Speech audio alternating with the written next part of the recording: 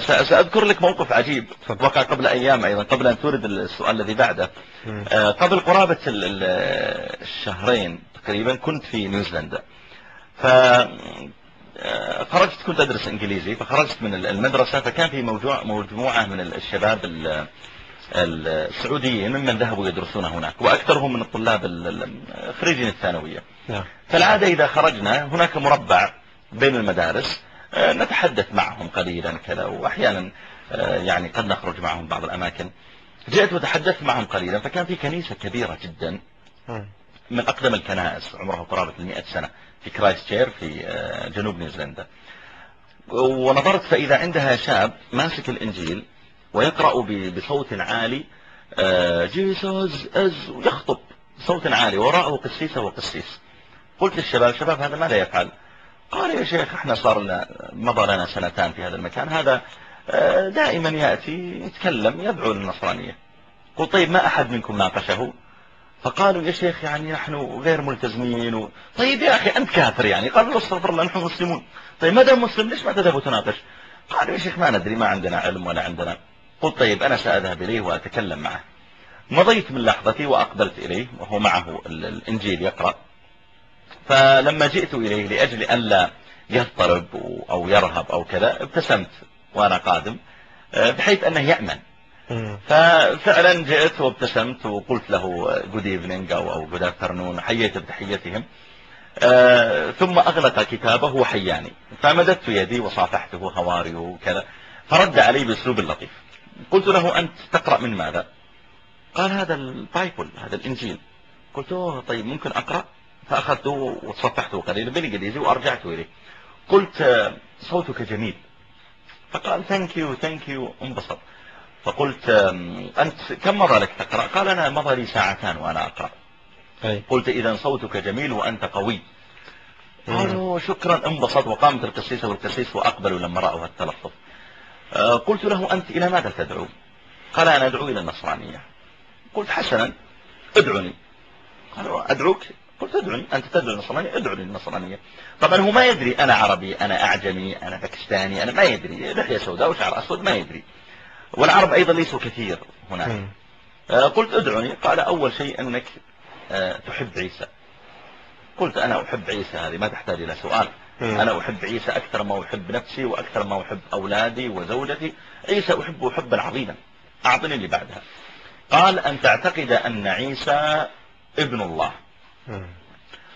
قلت: تعني أن عيسى تعني أن الله يحب أن يكون عنده أولاد؟ قال: يس. قلت: معناه أن الله يحب يكون عنده أولاد، لذلك عنده ولد اسمه عيسى. قال: صحيح. قلت: ما دام أن الله يحب أن يكون عنده أولاد، لماذا الله ما عنده إلا ولد واحد؟ ما دام يحب الأولاد يا أخي يكون عنده 20 ولد 30 ولد، ليش ولد واحد بس؟ قال: I don't know. ثم التفت على القسيس التي بجانبه فقالت: I don't know. التفتت على القسيس فقال: I don't know، لا أعلم. ثم التفتوا إلي. سأختصر لك. قلت له: طيب أنا سأعطيك، هل سمعتم كلاما عربيا قبل ذلك؟ قالوا لا. قلت: هل سبق أن قابلتم عربا قبل ذلك؟ قالوا لا. قلت: هل سبق أن سمعتم كلاما عربيا من خلال قناة فضائية أو إذاعة أو أي شيء عربي؟ قالوا لا، لم نسمع عربيا قبل ولم نتكلم عربي. قلت: ممتاز، أنا سأقول جملتين وأخبروني ما هو الفرق بينهما، اختبار. قالوا: طيب. طبعا تجمعوا الشباب وبدأوا يصورون بالجوالات فقلت: خذ الجملة الأولى.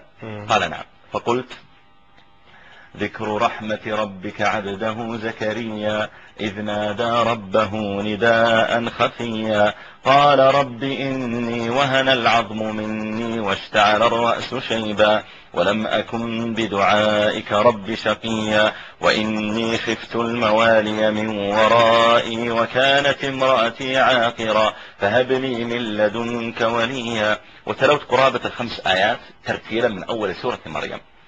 قلت: هذه الجملة الأولى سمعتوها؟ قالوا: نعم. قلت: خذوا الجملة الثانية.